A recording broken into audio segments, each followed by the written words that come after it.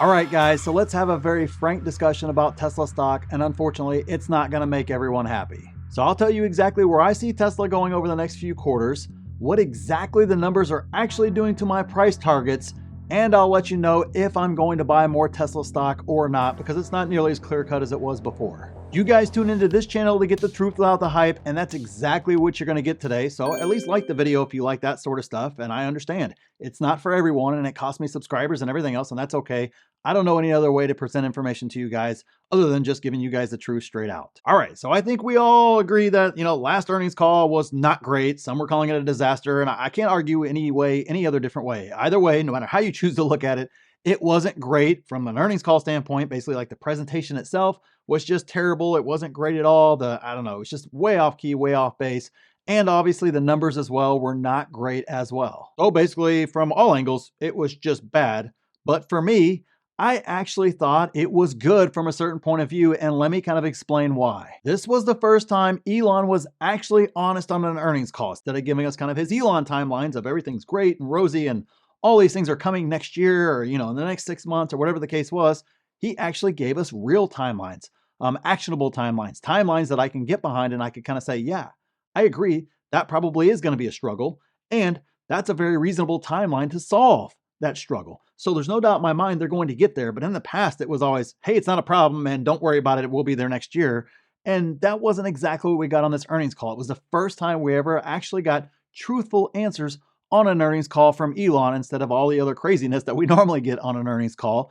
And I actually really thought that was positive in regards to the long term. Now, obviously, short term, hey, this is what happens whenever you pump stuff up and you're constantly, over zealous. I don't know what the right word would be there. Anyways, you're basically kind of over, setting expectations here and then delivering here consistently. That's never a good look. That contributes to a lot of the volatility that we see in Tesla stock, is exactly that right there. And of course, more importantly for me and for you guys as retail investors out there, that sort of overestimating, overpromising, over whatever you want to call it, creates a scenario to where a lot of folks are taking that as gold and as solid, and then they create price projections and they create all these crazy graphs and charts and everything else that kind of show Tesla's going to these places that, man, even if they hit those things, I'm not sure they're going to get there or not. But realistically, I know that wasn't realistic in the first place.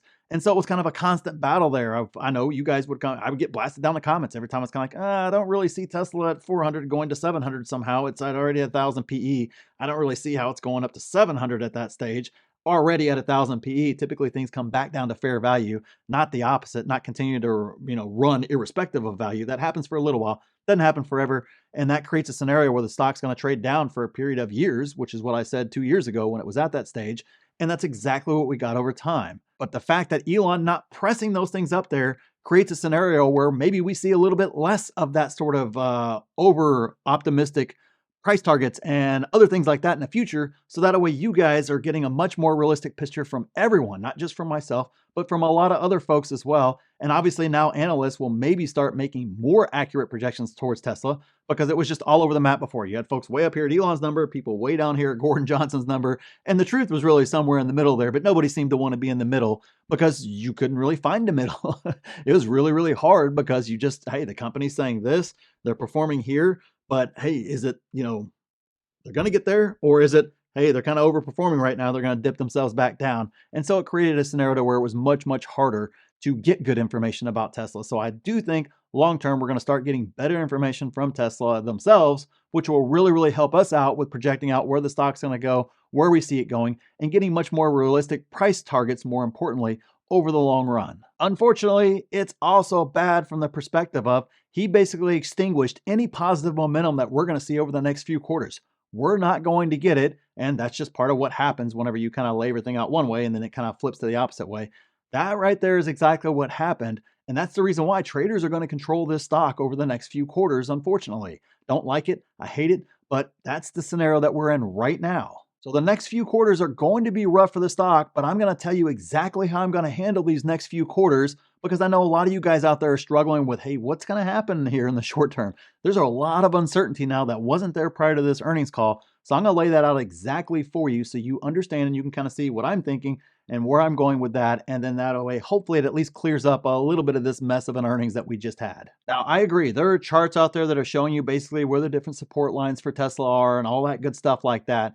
And hey, we don't know what's going to happen at those support lines. Are we going to, basically, bust through that support and head down to that next support level? The reality is nobody knows the answer to that question. So everybody out there trying to guess that is purely speculating. I get it. It's 50-50. You're either going to be right or wrong, right? It's either going to bust through it or it's not going to bust through it.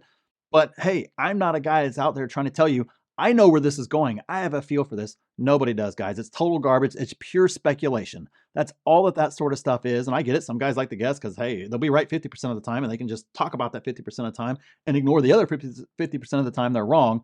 But I don't know why I need to sit there and guess and speculate. Instead, what I'm going to do is I'm going to plan for the inevitability that's going to happen. It's either going to bust through that support down to the next one or not. It's going to do one of the two. So I need to plan for both scenarios. So that way I'm covered 100% of the time. You can go guess 50% of the time all you want to. Great. If you happen to be wrong, you're going to lose a lot of money. I'm not in the business of doing that. I want to make the best decision overall and know exactly what to do regardless of what happens. So I have a plan set for 100% of the time, not 50% of the time, 100% of the time. I know exactly what to do. Preparation is what makes the difference between a great long-term buy and hold investor and somebody who consistently makes mistakes.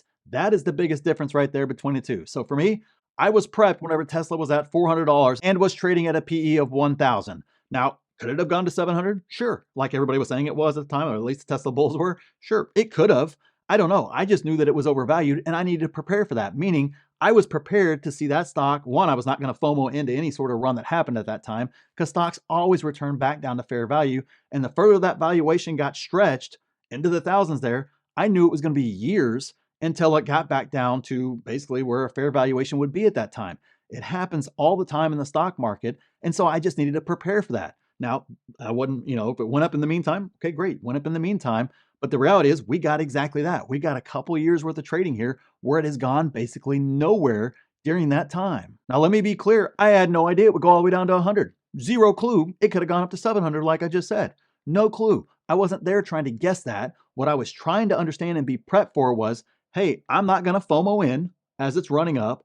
And then as it's falling down, I'm not going to be scared. I'm going to use valuation to tell me, is this a good deal or not on Tesla stock? And then I'm going to buy. So I knew to buy at, 150, 120, 103, 104, whatever the heck my bottom buy was in that stock. And I knew to buy really, really heavy because the deal was crazy during that time. I also had no idea it was going to rocket up at the beginning of this year after it kind of hit that low. No clue on any of that. All that I know is I was prepared.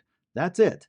I knew that 400 was overvalued and I knew that 100 was stupid undervalued. That's all that I knew.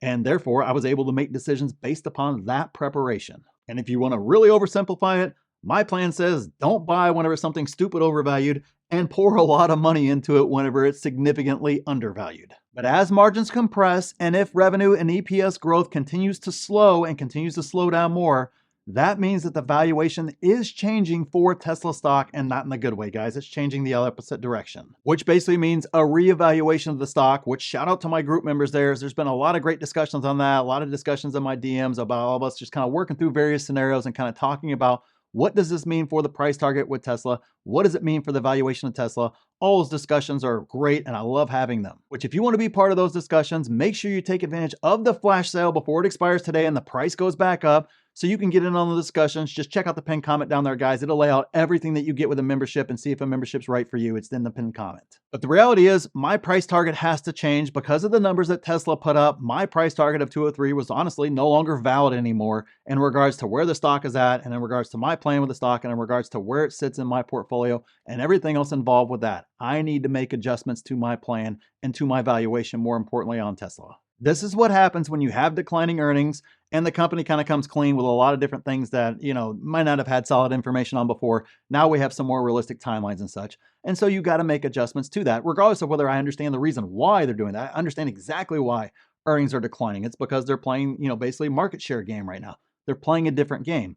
But that doesn't mean that I need to just go, oh, let me just stick to these higher price targets because, Tesla's great and Tesla to the moon or anything else like that. It means Wall Street's adjusting and I also need to adjust as well because I know there's going to be opportunity there and I need to be ready to take advantage of those opportunities given the current numbers. So that way, when it does go back up on its trajectory back up and we start seeing earnings increase again and all those numbers hitting that positive again, which I 100% believe that they do, I will have added shares and been more diligent in adding those shares before it makes that next run. So even if I choose not to change my multiple and I basically keep the same multiple in the valuation itself, I'm still going to see that number come down if earnings continue to erode down as they've been doing the past couple of quarters. So I've got to account for that. So will I actually buy more Tesla or not? The answer to that question is actually quite simple because, quite frankly, my conviction has not changed in Tesla stock at all. The only thing that's changed is the numbers have changed that they're going to put out over the next few quarters, which of course means I need to adjust my price target down.